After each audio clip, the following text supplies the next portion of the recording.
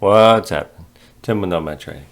I had somebody ask about order types, said they were a little confused about order types, so I thought I'll just send them a copy of one of my links to my videos. I've made a lot of videos, and I know somewhere in there I've talked about order types, but I couldn't find exactly where, so I thought, hey, I'll just make a really quick video about order types. So if you're new to trading and you don't know about the different types of orders, this is going to be perfect for you. If not, then bounce off this video because this is not going to really help you at all. So this is just aimed at brand new traders who are just getting started. So if you're a little confused about order types, here's what we got. This is eTrade Pro, by the way, but for the most part, most brokers and platforms are going to have similar types of orders. So you got the order entry, which is this thing right here. I use level 2, which is this colorful, pretty Christmas tree thing here, and then down at the bottom it has the order types, just different places to place your order. And so you could use this order entry box, or you could use the bottom of level 2. It just depends on what platform you're using, what you prefer. There's also quick trades, which look like this. Then you would be clicking these buttons, but at the end of the day, it's all the same stuff. It's just different ways to place orders, but the order types themselves are going to be the same. It's just a matter of, do you use hotkeys? Do you use hot buttons? Are you using the quick trades? Do you do the order entry? Are you using the entry at the bottom of level 2? It's all the same thing. It's just different ways to get to the same result, if that makes any sense. So what's important is the different types of orders, and the one that you're going to use most often is going to be limit or market. These are the two that you're going to use the most often. Then we'll get into the rest of this stuff also, but price type, same thing here. You got limit and you got market. So these are the two that you're going to use when you're placing an order, whether it be a short if you're selling short, or buying if you're going long. So that's your two buttons there, buy and short.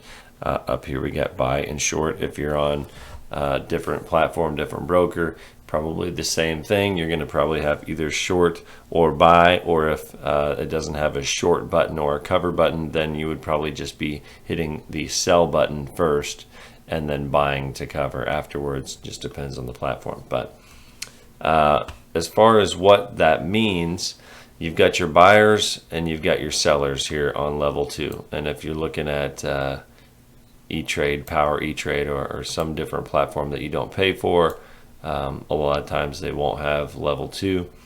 You need it, in my opinion, if you're going to be day trading, but if you don't have it at this point in time, then you're probably looking at more of like an order situation like this, like an order entry. But it's going to apply the same way. So a limit order just means that that's the limit that you will pay. Right now we're looking at Tesla. So let's say I wanted to buy Tesla. Right now the buyers, the bid, this is called the bid, as you can see right here. This is the ask, as you can see right here. So the buyers are trying to pay $462.82. The sellers are trying to sell for $462.89.90. You know, this number is going to change because this is live. But this is what they're wanting to sell for. This is what they're wanting to buy for. So let's say you wanted to get in really quickly. You could use a market order if this was market hours. Right now we are after hours. So during pre-market or after hours on most brokers, you cannot place a market order. I'm not sure if there's any broker that you can place a market order during pre or after hours, just during market hours.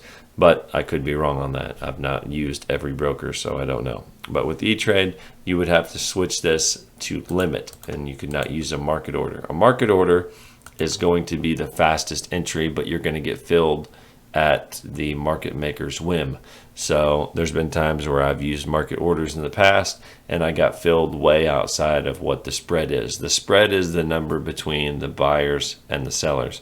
There's been times where I've been filled, if I'm buying, I might get filled way outside of the ask, much higher than I anticipated.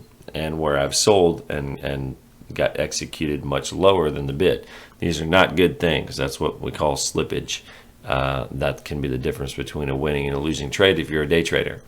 So let's say that you're going to place an order, and right now it is after hours. So I'd have to go to limit instead of market because the market is closed. Then I would have to change the destination to auto extended hours, or you could use one of these other routes depending on what you prefer. But if you use auto extended hours, that's going to work just fine. If you're on a different platform, the same thing. You most likely will have to change the destination. It just depends on the broker, but just be aware that if you're having trouble getting your order to go through and it's after hours or pre-market, it could be because you need to change your destination or your market, your market route to get it to go through. So if I was going to place this trade and I wanted to place a limit order, I might say, looking at the chart, I'm going to get this off of here because this is going to be the same thing. So I'm going to talk about this right here, but just translate it to this. If you're going to use a order entry window or any other kind of order window other than market, than level 2, it's going to be the same stuff. You're going to have the same options. So let's say that, it's dropping down here, 462.30. I want to place an order at this level of support right here. I think it might go down here and then bounce. So I want to place an order at 460, let's just say 460.25. So I would just click limit, and then I would type in 460.25. And then if I were to click buy, then it's going to put a buy order in at that price, and it's not going to fill until it gets to that price. That's what limit means. Limit means that you're not going to get filled until it gets to your limit price. If you were to click market and this was during market hours, it's just going to fill you as quickly as possible at whatever price they can get you filled at. So that's great. You'll get in really quick, but you might get filled at a price that you don't necessarily like.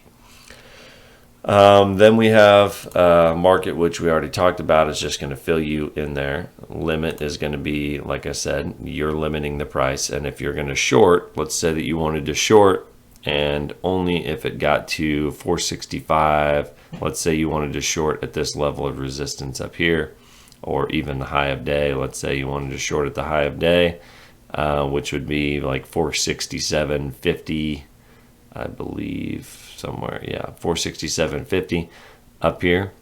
So then you would just go here and you would type in 467.5, and then you would have limit, and then you would click short or sell depending on your broker and your platform.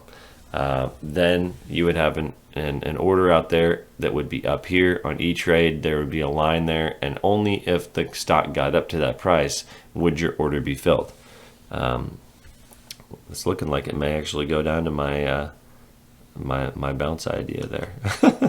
Anyway, so by the way, Tesla is up, I think, as they're getting added to the S&P 500. Let's see. Yeah, going to be added to the S&P 500 index. That's why they're up. So anyway, back to orders. So you got your limit, which is what you need for pre-market or after hours, and then you got your market. You can use that during market hours. Market on close means that it's going to fill you at the close at whatever price the market's at. And then you have your stops here. Stop limit on quote is what I use particularly if I'm gonna be using a stop loss, stop order, whatever you want to call it. Let's say that I'd already bought the order now, or bought the stock now. My order filled, let's say.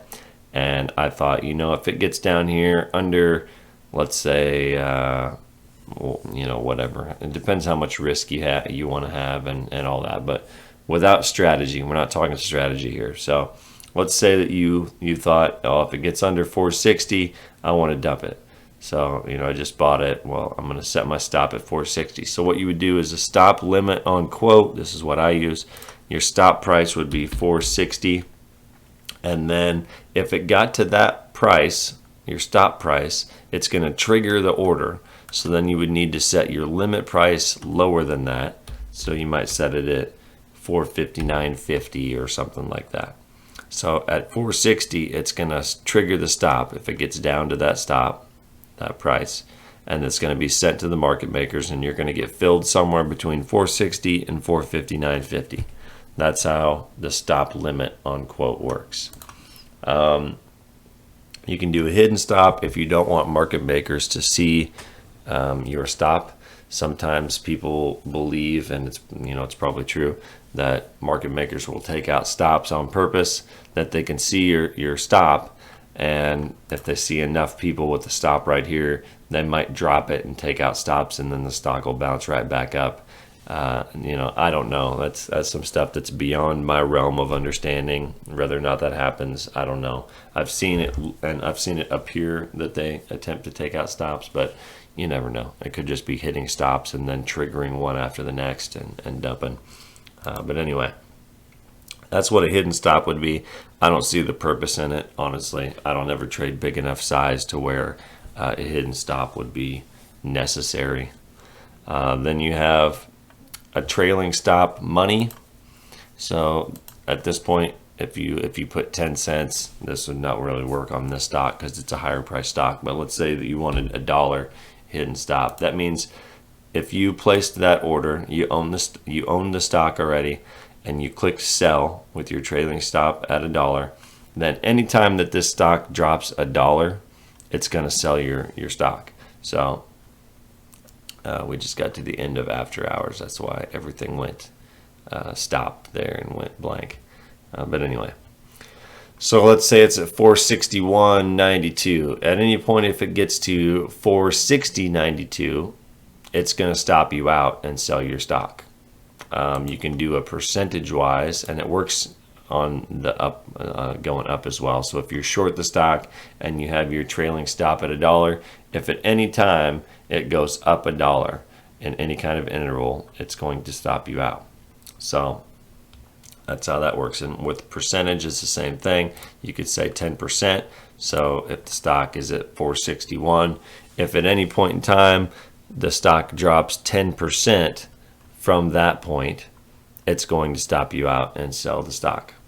Or if you're going up, then it's going to buy you in to cover and get you out of the position. So that's pretty much the long and short, pun intended, as they say, of different types of prices and orders. Hopefully that makes sense to you. If you have any questions, then you can get in. Also, you can get into the term, good till close, fill or kill. These are all different terms, but I always have it on day. And then you can have different destinations if you like one route better than another. But for me, I just leave it at auto and auto extended. Or if I'm using CMEG, I just use the smart routing. It all just depends on what you prefer on that. Some people believe that there's better executions at some routes than others, but to me, it's not that big of a deal at this point with the size that I trade. So hopefully that helps you out. You just pretty much have your limit order, which is what it says. It's going to limit to where you're comfortable paying for the stock. Market order means you're going to get filled at the market's preference. And in theory, it's supposed to be within the spread, but you're going to be filled as quickly as possible with a market order. And then these are your stops. And you can message me if you have any questions, or you can email me at nomadtrading@gmail or nomadtradinglife@gmail.com. Comment down below. I answer every comment personally. Make sure you like and subscribe and all that stuff. Thank you so much for watching. Hope this helps for any of you new traders. Peace. If you made it this far, first of all, I just want to say I love you. You must have liked the video, so make sure you give me that thumbs up, subscribe, notifications on, of course, and then click on one of my videos to the side. If the YouTube algorithm is doing its job, there should be one over there. If not, just go to my page and check it out. Thanks for watching. Peace.